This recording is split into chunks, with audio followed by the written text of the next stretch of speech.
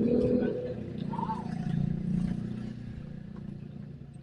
selamat pagi semuanya. Ketemu lagi bersama saya, Tukang OTW. Kali ini saya akan berada di kawasan pasar.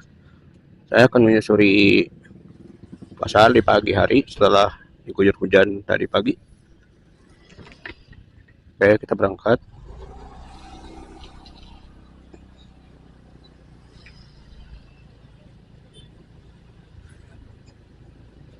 Seperti ini kondisi pasar pagi hari.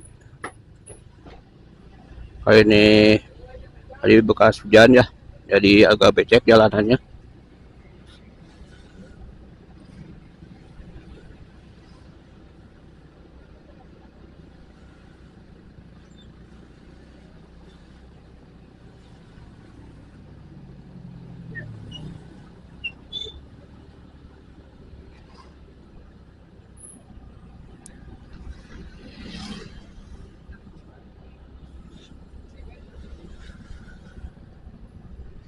Ini kondisi pasar masih agak lenggang ya jam segini, belum terlalu padat oleh pengunjung.